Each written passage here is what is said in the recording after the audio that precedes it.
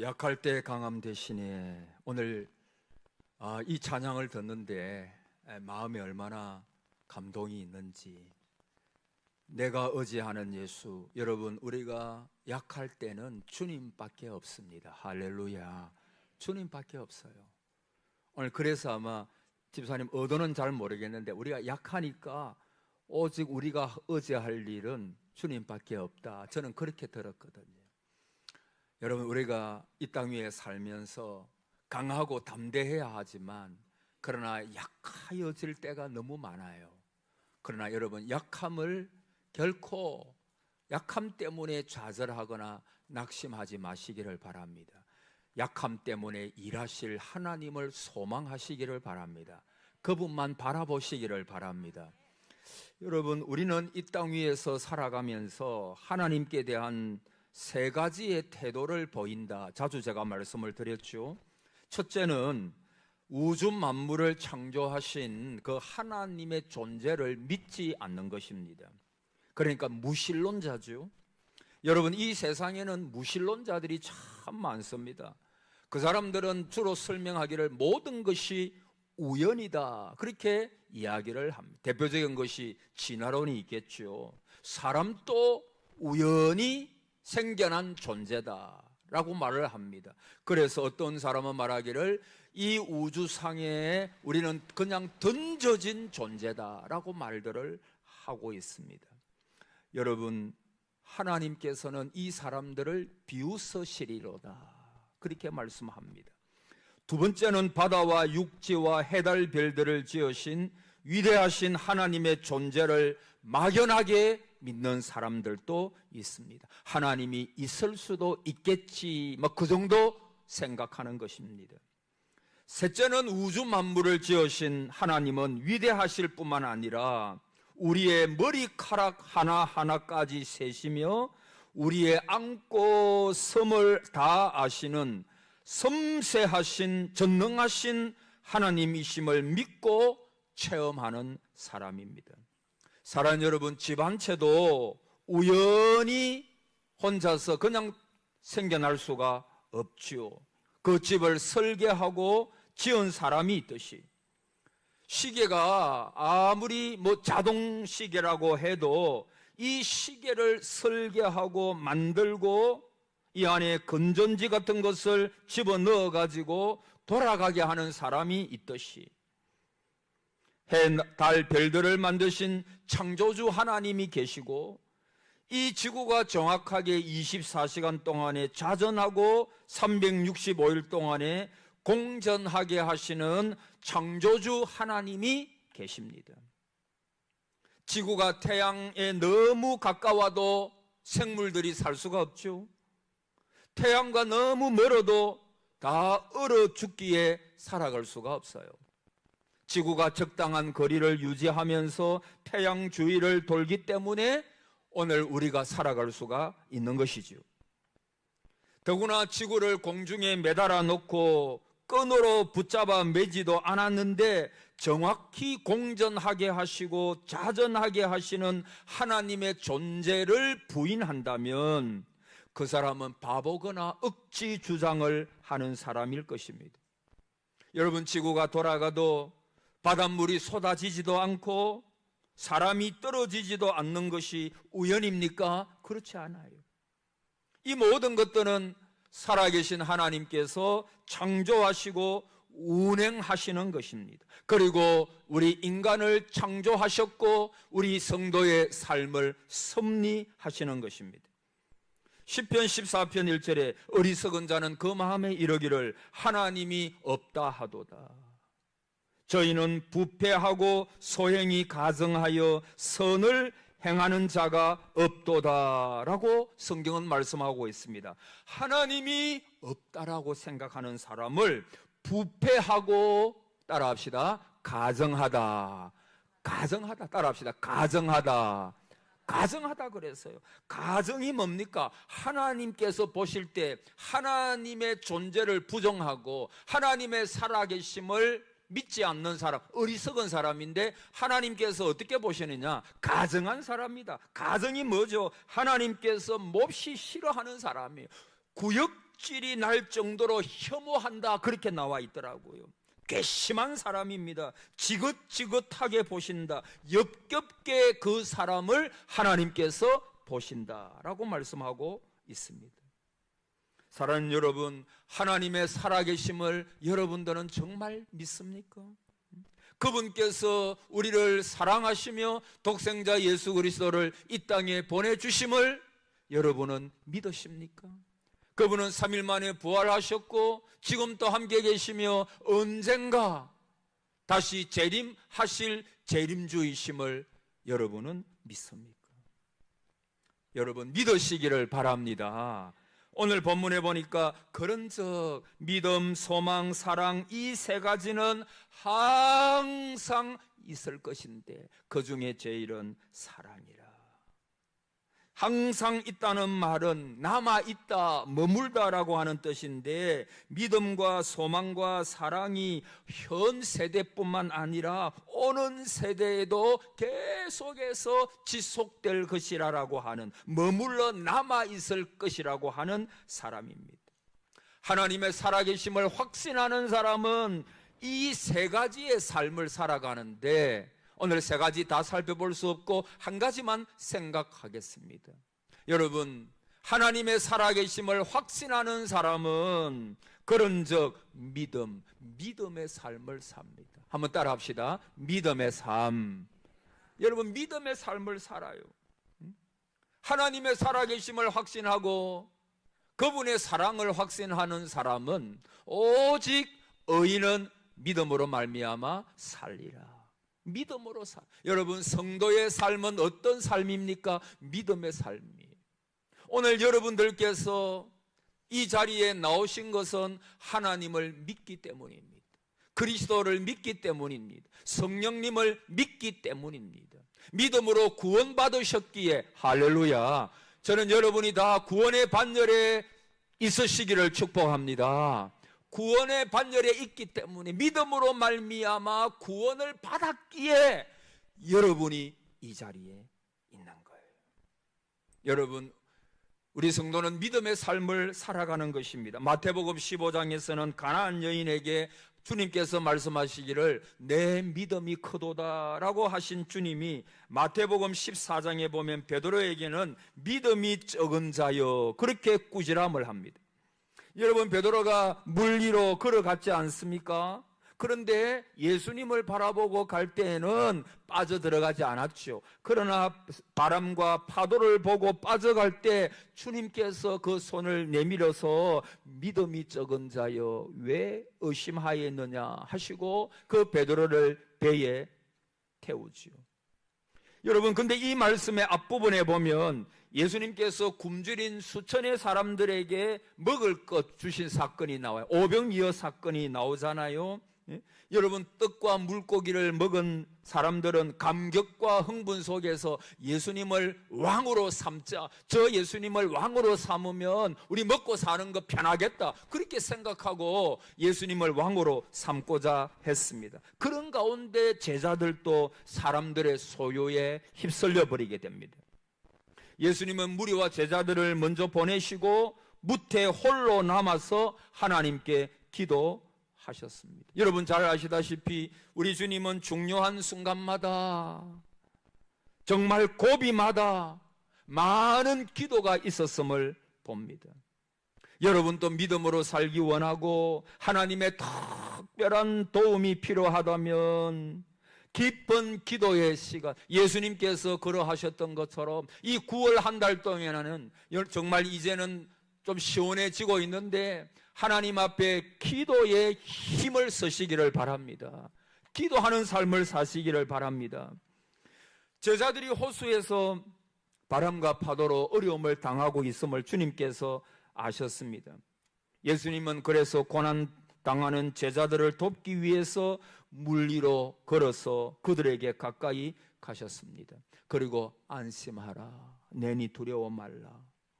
비록 캄캄한 밤이고 풍랑이 심한 곳이지만 예수님의 음성을 듣는 그 순간에 제자들은 예수님이라고 하는 사실을 알았고 두려움도 사라지게 됩니다. 베드로는 그렇게 말했죠. 예수님, 나로 물 위로 좀 걸어오게 하소서. 이 베드로가 용감하게 났습니다. 그러나 파도를 보고 바람을 보다가 그 두려움으로 인하여 그는 물속에 빠져가죠. 그래서 예수님께서 아까 말씀드린 것처럼 믿음이 적은 자여 왜 의심하였느냐 하시고 구원하십니다. 여러분, 계속 말씀드리지만은 믿음을 잃으면 두려움이 있는 거예요. 믿음을 잃어버리면 두려움이 커져요. 여러분, 두려움이 없는 사람이 누가 있겠어요? 미래에 대한 두려움도 있고, 죽음에 대한 두려움도 있고, 현재 삶에 대한 두려움도 있고, 갖가지 두려움을 가지고 우리 성도도 살아갑니다. 그런데 여러분, 이 두려움을 어떻게 이길 수가 있어요? 그 두려움에 그냥 사로잡혀 버리면 그냥 그 두려움과 함께 망하는 길로 가는 것입니다. 낙심의 길로 가는 것입니다. 믿음을 잃으면 두려움이 폭증하는 것입니다. 얼마나 두려움이 커지는지 몰라요. 그래서 내가 더 이상 살지 못하겠다라고 말하고 죽겠다라고 말하고 그리고 죽으려고 합니다. 그래서 예수님께서는 이 예배 시간에 부족한 종을 통해서 저와 여러분에게 묻습니다. 너희에게 정말 믿음이 있느냐? 여러분, 한번 여러분 자신을 생각해 보시기를 바랍니다. 내가 과연 나에게, 우리 가정에, 우리 교회에, 내 자녀에게 하나님을 향한 뜨거운 믿음이 있느냐? 믿음은 우리 인생 속에 두려움을 잠재우는 능력입니다. 믿음이 있으면 두려움이 우리를 억누르지 못합니다. 아무것도 염려하지 말고 오직 기도와 감사로 하나님께 아뢰라. 하나님 앞에 기도와 감사로 아뢰다 보면 우리의 믿음이 활성화되어지고 기도하다 보면 두려움이 사라져 버립니다.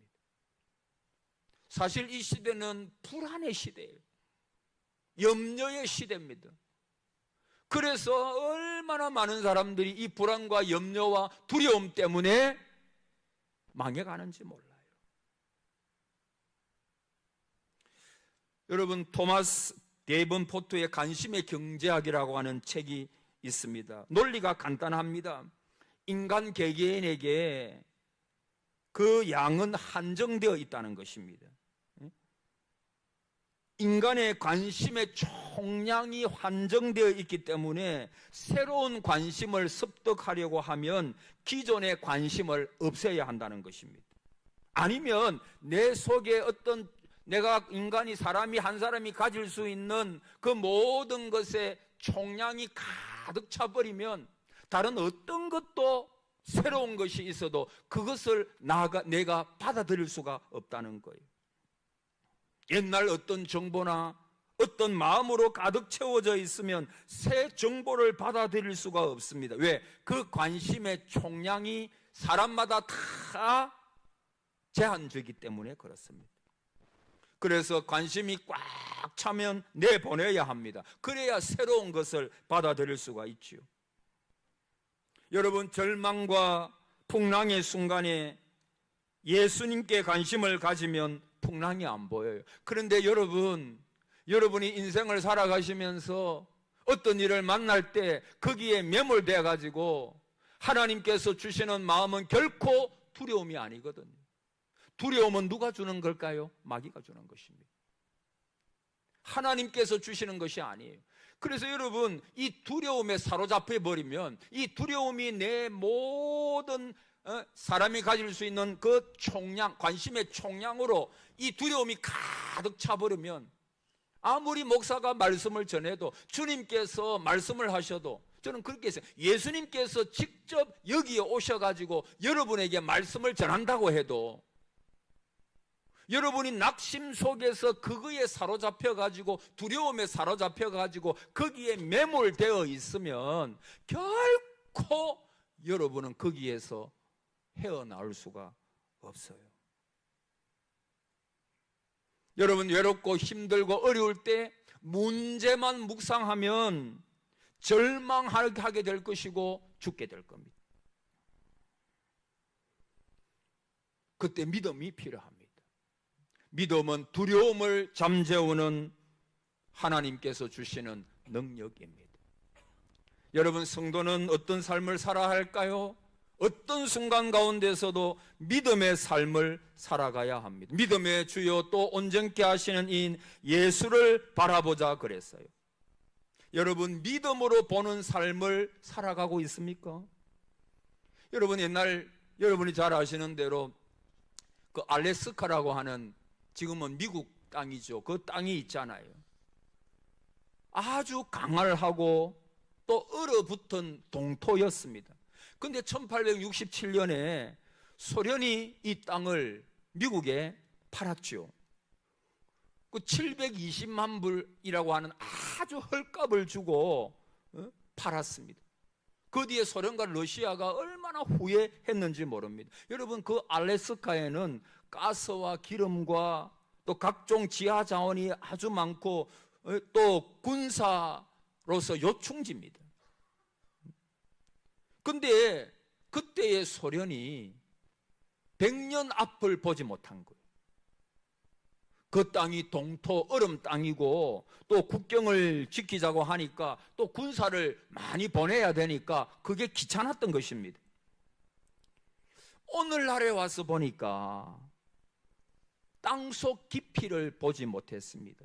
먼 훗날의 일을 보지 못했습니다. 그 속에 담겨있는 그 지하에 있는 많은 지하 자원들을 그들은 보지 못했습니다.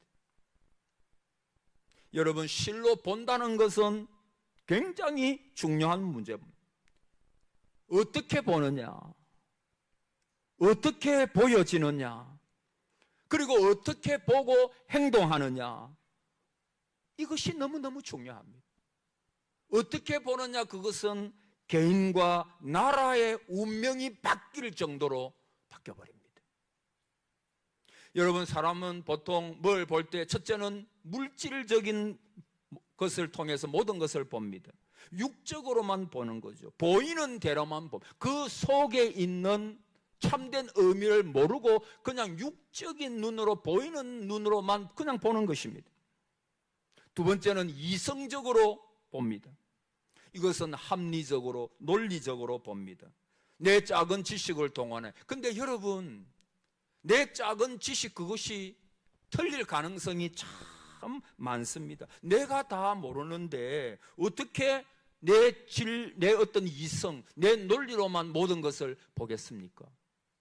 잘못 볼 가능성이 굉장히 많은 것입니다. 세 번째는 믿음으로 보는 것입니다. 믿음은 바라는 것의 실상이요 보지 못하는 것들의 증거라 그랬잖아요. 우리는 믿지 않는 사람들이 보지 못하는 것을 보는 것이 바로 성도입니다.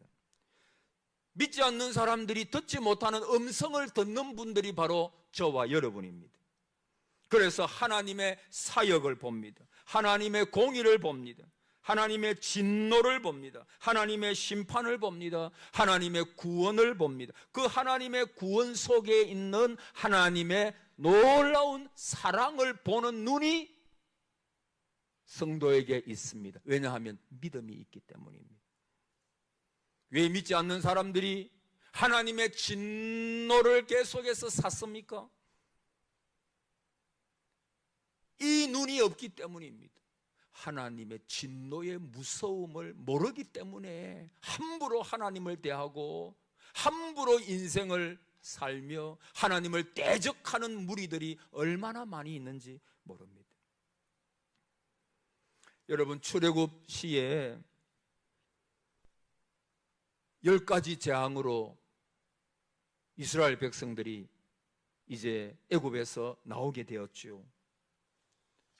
430년 동안 노예 생활했어요. 그 얼마나 긴 기간입니까? 430년을. 그런데 하나님의 은혜로 10가지 재앙을 통해서 출애굽을 합니다. 그리고 그 광야 기간 동안에 불기둥과 구름기둥으로 하나님께서 인도하시고 만나를 먹이시고 반석에서 물을 내시고 원수를 하나님께서 무찔러 주셨습니다. 다 하나님의 능력입니다. 그런데 이제 마지막 순간에 이르렀습니다. 가나안 땅에 들어가기 직전입니다. 요단강까지 왔습니다. 그것은 결정적인 시간입니다. 그런데 거기서 실수를 합니다. 왜? 여러분, 이스라엘 백성들이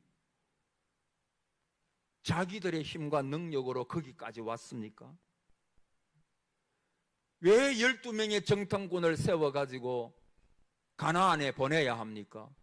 지금까지 살아온 것이 자기들의 능력이고 자기들의 계획 세워가지고 여기까지 왔습니까? 아닙니다. 모든 것이 전적인 하나님의 은혜였습니다. 그런데 백성들이 그것을 원하는 거예요. 여러분, 하나님께서 뜻이 아닌데도 백성들이 원하니까 그냥 허락하시는 경우가 있습니다. 이스라엘의 왕을 세우는 것도 백성들이 하도 원하니까 하나님께서 경고하시고 왕을 세워주잖아요. 이 정탐꾼을 보내는 것도 내나 그런 이유였습니다. 그 정탐꾼을 보내는 것 자체가 불신앙입니다. 하나님의 은혜를 잊어버리는 것입니다. 자, 10명이 와가지고 보고를 합니다. 부정적인 보고를 하죠. 한마디로 말하면 절망스러운 보고입니다.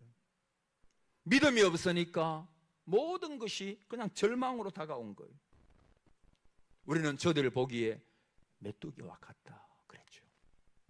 그런데 여호수아와 갈렙은 저들은 우리의 밥이라 그랬어요. 가서 우리가 취하자 그랬죠. 여러분, 불신앙의 사람은 건망증의 사람이에요. 이스라엘 백성들이 광야 40년 지나오면서 아까도 말씀드린 것처럼 자기들의 능력과 자기들의 힘으로 거기까지 온 것이 아니었습니다. 전적인 하나님의 은혜였습니다. 여러분의 삶도 마찬가지야. 여러분이 지금 어떤 상황에 있으시든지 지금까지 여기까지 온 것은 에벤에셀, 하나님께서 여기까지 도우셨기 때문입니다. 할렐루야. 우리 교회도 마찬가지예요.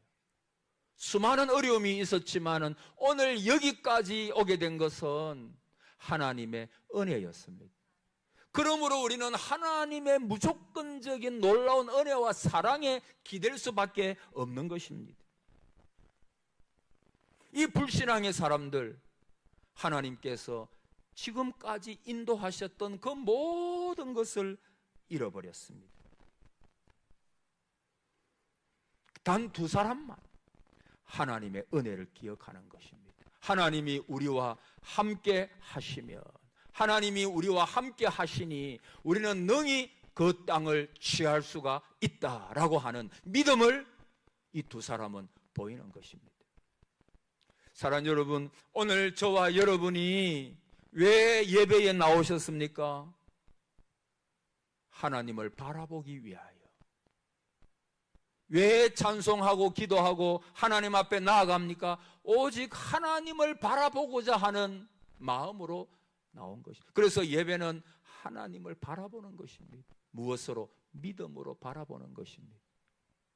성도의 삶은 오직 의인은 믿음으로 말미암아 살리라. 오직 믿음의 삶을 살아가는 것입니다. 보이는 것을 바라보고 사는 것이 아니라 소망 중에 하나님께서 주실 그 놀라운 은혜를 바라보면서 오늘을 믿음으로 살아가는 것입니다. 여러분, 기도도 마찬가지. 오늘 새벽에도 말씀을 드렸지만 야고보 사도는 참수되어서 죽었죠. 베드로가 남아 있습니다. 헤로도 왕이 보니까 유대인들이 너무 좋아하니까 이 베드로도 죽일 심상입니다. 그때는 무교절이었다고 말했습니다. 그래서 무교절이 지나면 아마 베드로도 잡아서 죽일 가능성이 많습니다. 그런데 이 베드로가 깊이 잠이 들었습니다. 전날 밤에 깊이 잠이 들었어요. 그래서 하나님의 천사가 와가지고 이 베드로를 축 차서 깨웁니다. 그리고 베드로를 묶고 있던 쇠사슬이 그냥 스르르 열려버립니다. 풀어집니다. 그리고 옥문이 열립니다. 지나가는데 그 간수들이, 군인들이 보고 있는데 보지를 못합니다. 하나님께서 그들의 눈을 가리셨기 때문입니다. 그리고 마지막 큰 옥문을 나왔을 때, 그 한 거리에 섰을 때 주의 천사는 떠나갔습니다. 그리고 그때야 베드로가 정신을 차립니다. 아, 하나님께서 주의 천사를 보내가지고 나를 여기까지 인도하셨구나. 여러분, 그때 베드로가 어디로 갑니까? 마가다락방에서 기도하고 있는 그 교회에 갑니다. 그때부터 교회는 이 베드로를 위해서 계속해서 기도했습니다. 오직 기도에 힘을 썼습니다. 왜 기도했을까요? 의지할 데가 없었기 때문입니다. 사랑하는 여러분, 어려움이 있을 때 하나님이 생각나시기를 바랍니다. 하나님이 생각나면 기도하는 것입니다. 사람이 생각나면 사람에게 달려가는 것입니다. 그들은 다른 방법이 없었어요. 그냥 하나님 앞에 매달릴 수밖에 없었습니다. 그래서 그들은 하나님 앞에 간절하게 믿음의 기도를 드립니다. 다른 방법이 없으니까. 여러분, 믿음의 기도, 중보의 기도를 하는 그 성도들을 보시고 이 베드로를 묶고 있던 쇠사슬이 풀어지고 옥문이 열리고 그 간수들의 눈이 가리워지고 이런 놀라운 역사들이 하나하나 이루어지기 시작합니다. 여러분, 저와 여러분이 믿음의 기도를 하실 때 하나하나 실제적으로 하나님의 놀라운 역사가 오늘 나타날 줄을 믿습니다. 하나님 앞에 믿음의 기도를 할 때 기적적인 역사가 저와 여러분의 삶을 통하여, 가정을 통하여, 교회를 통하여 나타나는 것입니다. 그래서 여러분, 기도도 믿음의 기도를 하셔야 됩니다. 믿음의 기도, 믿음의 기도. 여러분, 사드락과 메삭과 아벳노고는 그 신상에 절하라라고 하는 그 이야기를 들었을 때 절하지 않았습니다.